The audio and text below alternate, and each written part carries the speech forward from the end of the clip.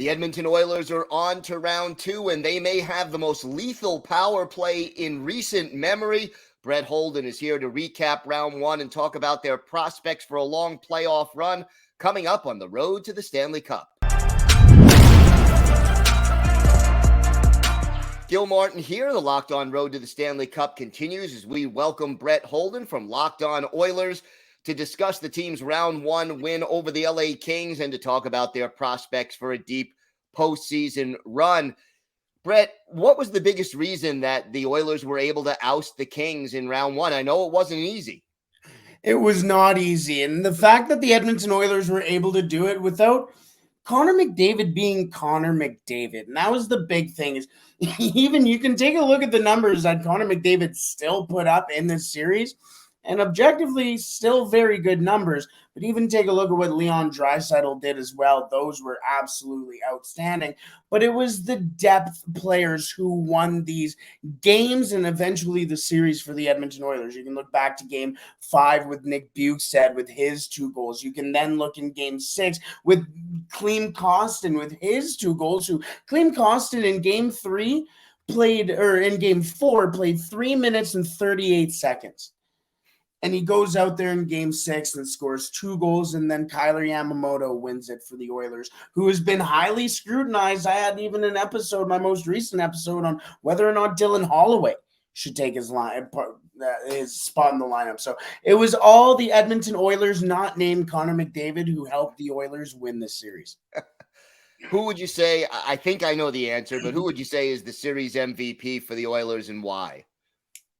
I think the main one everybody's going to go to is Leon Draisaitl, especially early on in the series when he, at the start of this series, was on for all 14 goals for the Edmonton Oilers and chipped in on 9 of those goals.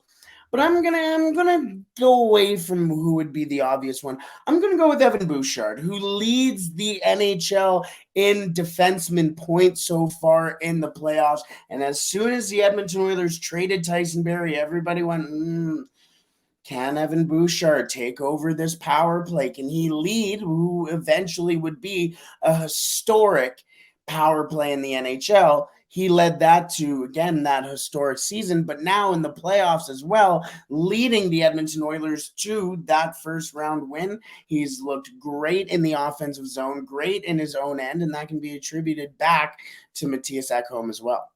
There you go. Was there a potential weakness that was exposed against the Kings that needs to be addressed before the second round gets underway? Yes, and it was the weakness that everybody expected it to be, but down the stretch, it didn't seem like it was a weakness, and that was goaltending. The Edmonton Oilers were getting great goaltending down the stretch from Stuart Skinner, who is probably going to get a lot of first-place votes in the Calder Trophy race. But then in the playoffs, a couple of odd goals, a couple of weaknesses. And you see in Stuart Skinner, what I love about Stuart Skinner is after the first game where it was a late goal, or it was a overtime, excuse me. He said, I'm kind of happy they won this game because now I know how it feels, how I don't want to feel this again, essentially. Then in Game 3, after the 2 late weird goals that the LA Kings scored just off of his skate, and then he goes, I'm happy they scored that because I know what to do next time.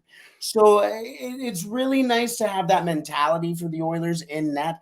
But again, that is eventually how the LA Kings would go on to win. Even in Game 4 for the Edmonton Oilers, he got the pull, and Jack Campbell stole the show, which was crazy because then everybody goes, who's going to start Jack Campbell with Stuart Skinner? And really caused a little bit of a controversy. But if he can get his head back and play the way that he did down the stretch, and that is the Edmonton Oilers' weakness, that would be a very good weakness for the Oilers to have.